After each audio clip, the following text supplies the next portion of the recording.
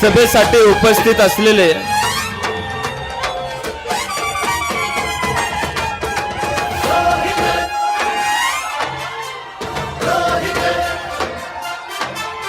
प्रचंड उच्चार आलेला आहे। सभेसाठी उपस्थित असलेले घ्या, बसून घ्या। धन्यवाद। आपल्या सर्वांचे लाडके नेते आदरणीय पवार साहेब, ज्यांनी आता आपल्या समोर शांतता शांतता, एक मनोगत मिनिट। व्यक्त केलं। ऐका ऐका, शांतता। धन्यवाद। ज्यांनी आता आपल्या समोर मनोगत व्यक्त केलं त्या आमदार सुमनताई पाटील, थांबा। खासदार विशालदादा पाटील,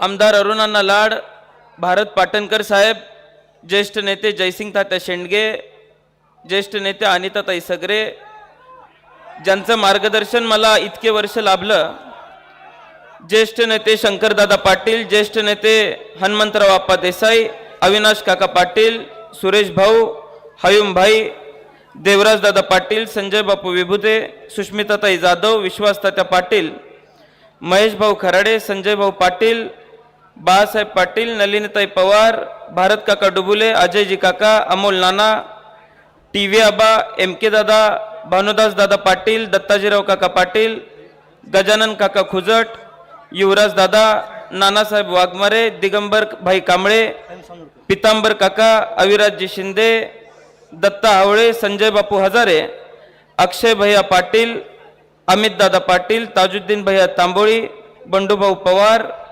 संजय दादा पाटील, सागरजी पाटील, पांडुरंगजी जाधव, अर्जुन थोरात, राहुल हजारे, वसंतरावजी चव्हाण, गणेशजी पाटील, व्यासपीठावरील आणि माझ्या समोर उपस्थित असणारे मला असणारी सर्व वडीलधारी मंडळी, उपस्थित असलेल्या माता भगिनी, माझे सर्व तरुण सहकारी, पत्रकार बंधू आणि भगिनींनो, आज आपल्या सर्वांसमोर सभेला उभारण्यापूर्वी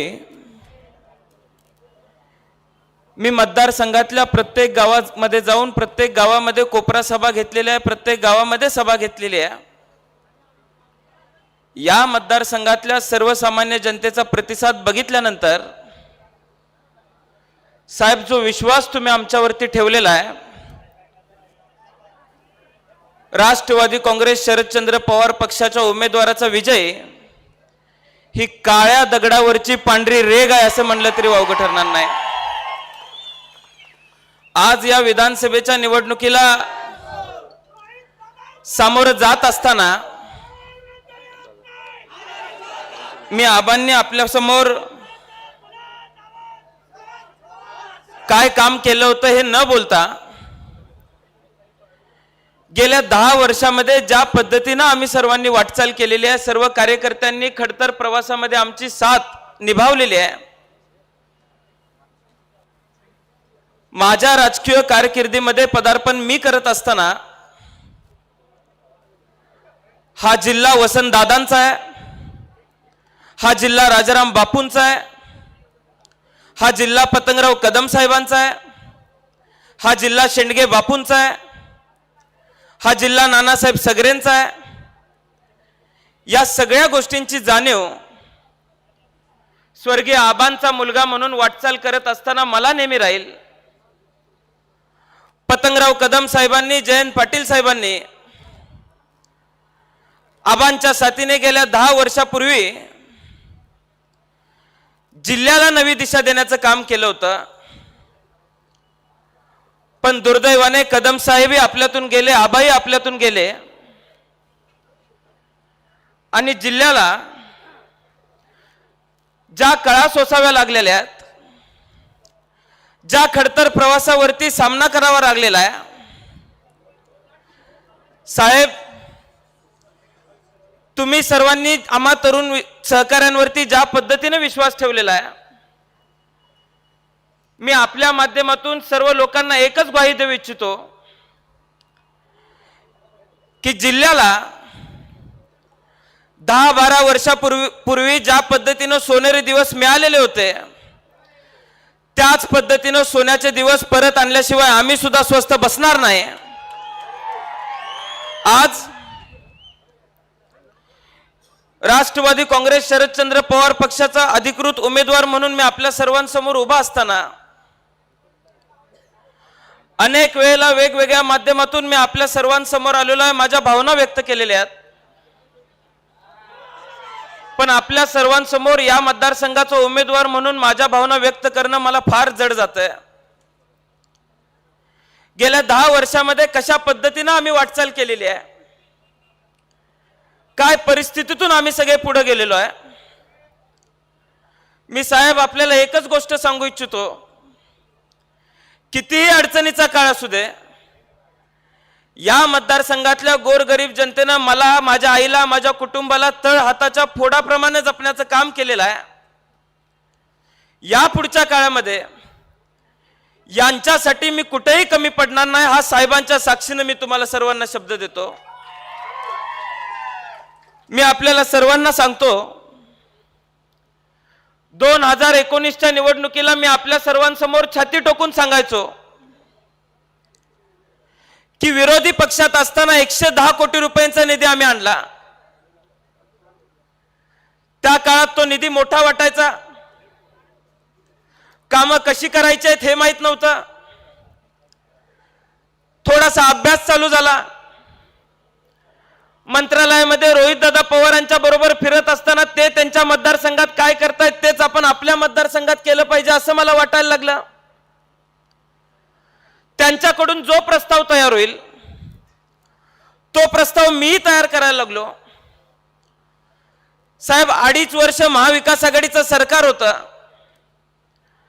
त्यातला 1.25 वर्ष कोरोनाचा काळ होता. फक्त 1.5 वर्षाच्या काळामध्ये या मतदारसंघामध्ये 850 कोटीपेक्षाची जास्त कामं आम्ही करू शकलो. या पुढच्या काळामध्ये काम करत असताना मतदारसंघातल्या गावगाड्यामध्ये शाळा चांगल्या झाल्या पाहिजेत. आम्ही सर्वांनी प्रयत्न केला. 40हून अधिक शाळांना 1-1 कोटीपेक्षाचा जास्त निधी दिला. आरोग्याच्या दृष्टिकोनातून आपला मतदारसंघ सक्षम असला पाहिजे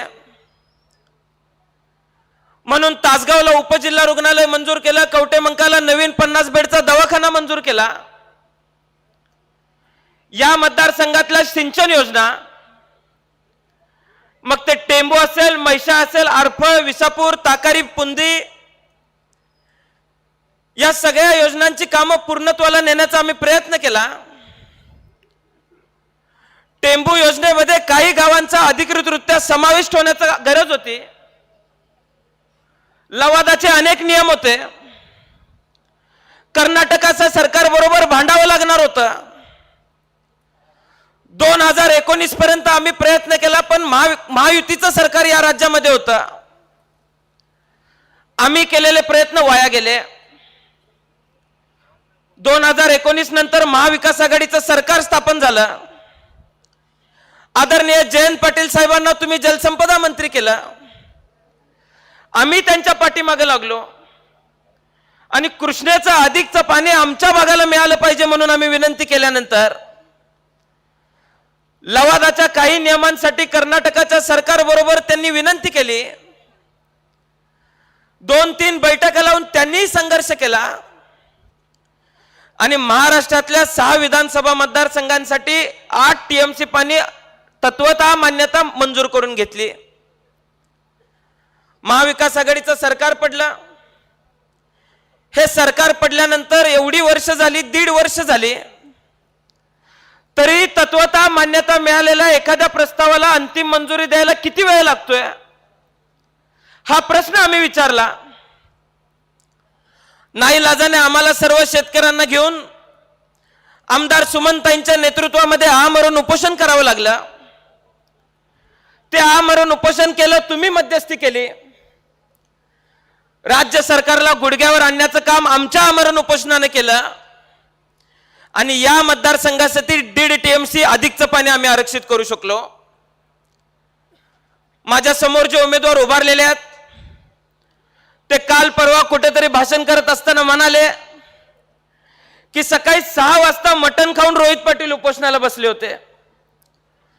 आता हे 6 वाजता मला चारायला आले होते. सावळत जिल्हा परिषद गटातल्या सगळ्या माणसांना कल्पना आहे, 6 वाजल्यापासून सर्वसामान्य शेतकरी बांधव आमच्या दारामध्ये आले होते. सिद्धेश्वराचा आशीर्वाद घेतला आणि या सरकारला गुडघ्यावरती आणण्याचं काम पवार साहेब तुमच्या माध्यमातून आम्ही केलं. आदल्या दिवशी 103 डिग्री ताप आलेला होता.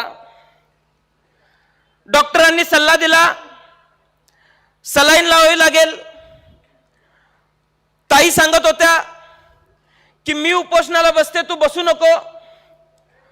पण आम्ही सर्वांनी भूमिका जाहीर केली होती, आम्हाला बसावं लागलं. ताप आलेला असताना, आमरण उपोषण करत असताना आईच्या डोक्यावर, आईच्या मांडीवर डोकं टाकलं. म्हणून काही लोकांनी काल परवा माझा मुडदस म्हणून उल्लेख केलेला आहे. मी त्यांना सांगू इच्छितो, ज्या वेळेस आम्ही आमरण उपोषण केलं त्यावेळेसही तुम्ही आमची थट्टा करण्याचं काम केलं.